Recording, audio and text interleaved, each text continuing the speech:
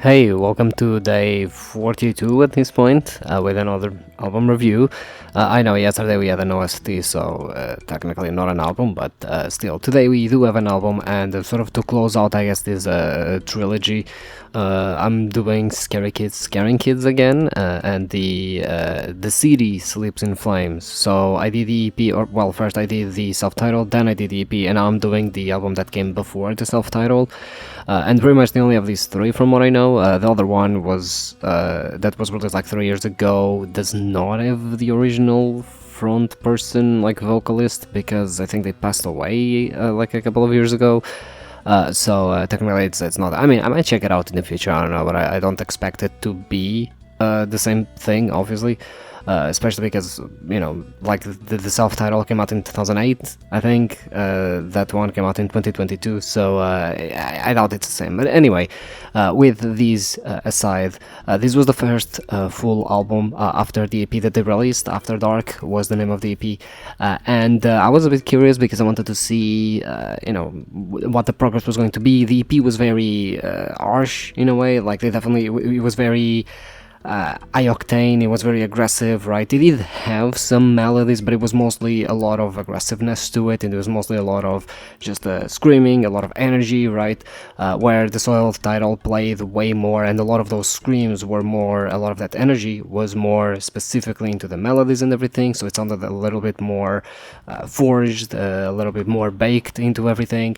These album falls pretty much somewhere in between. Basically, you do have sort of that aggressiveness that you had, that energy that you had from the EP, but you also have way more melodies. You have, songs that are way more curated. It's pretty clear that they have a better idea over what they wanted to do, and personally, I find it way closer to the self-titled than I find it closer to the EP. They definitely changed a lot. Like, while they still do have that energy, a lot of that energy was molded into, the melodies and into a more, I guess, catchier songs, especially because that's something that this album does well, as well as the self-titled, which is, as far as emo goes, it's very catchy, right? But it's also very, emo, right? It's very like depressing or whatever. It's very like over the top, as emo is, right? As every good emo song is. And personally, something else that I found about it, that I found interesting about it, was there are some moments here and there that are still not completely well polished. You can still see some or hear some moments, in certain songs that are a bit more raw, and maybe a little bit more undercooked, I would say, definitely. And I do think that maybe they needed a little bit more time in the oven. But again, for a first album, especially after the EP, I think it's actually incredibly competent. I think it's an incredibly competent album, and I do enjoy, especially seeing the progression from the album, and how they molded that energy they had, that aggressiveness that they had, into more melodic songs, and then how that culminated with the self-titled, where it's an incredibly good project. It's very solid, and as far as emo goes, I would say that it's probably one of the best emo albums I've ever heard. Again, like a lot of this, they're so catchy. They're so catchy. Like every song is catchy on that self-titled. Here, maybe not so much, but again, you could see a lot of moments in these songs that, later on sort of explain where the self-title's coming from. And on top of that, something that I found interesting was they definitely used a lot more synths in this album compared to the EP. Like the EP was more guitars, drums, bass, singing, especially screaming.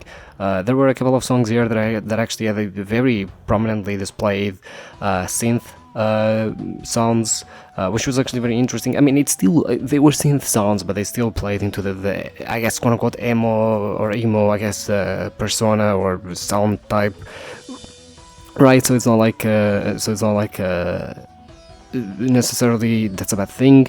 I just found it more interesting, especially because I don't actually remember if the self-titled does have synths or not, but I do know that the synths sort of do help alleviate a lot of the aggressiveness in this album, and they do help sort of, focus more on the melodies, on the catchiness of the songs rather than just on the screaming and everything. The screaming, speaking of, much clearer.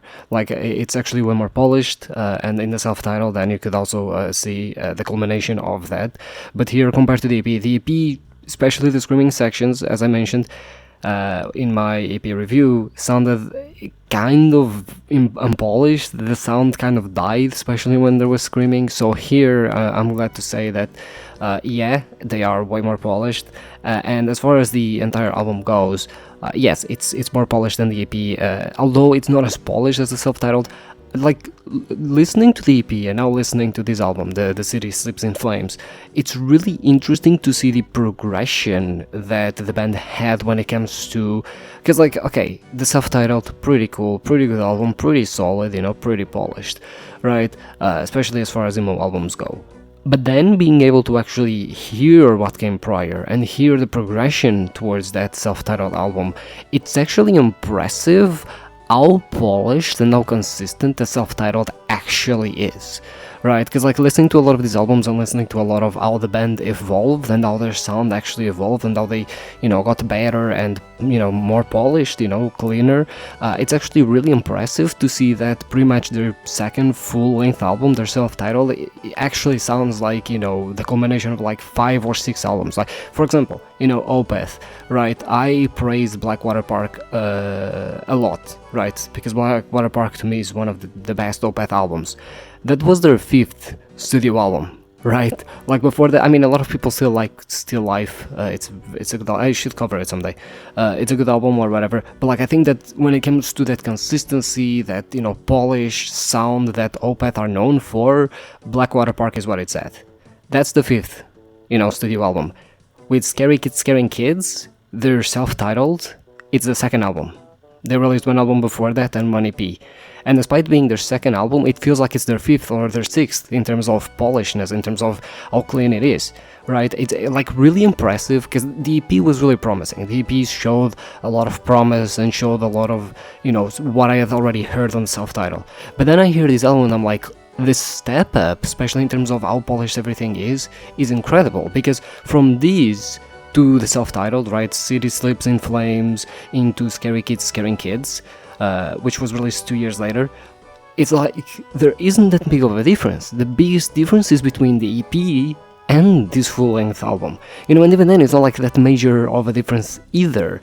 Again, like, the EP already displayed so much promise, they already had so many good ideas and everything, and in a way it felt like seeing a band that already had very good music, right? And then they just sort of polished it out a little bit, and yeah, it feels like this is the culmination of 5 or 6 albums, when in reality this is their first album. And it already sounds incredibly good, right? This is what I would say it's like the 3rd or 4th studio album for most bands in terms of quality and in terms of consistency. And then their self-titled is like, later on, once they've already understood their sound and everything. So in terms of how fast because the EP came out in 2004, I think, right? The City Sleeps in Flames, this album came out in 2005, and the self-titled came out in 2007 or 8, I forget.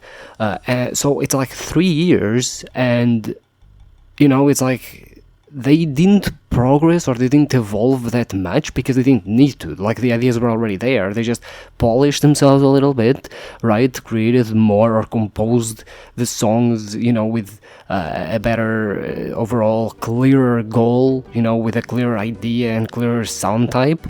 And that was it. Right, that from that regard, it's incredibly impressive actually what they did, and honestly, I think that I find it interesting that they didn't get better, right? Or that they didn't stay together for longer.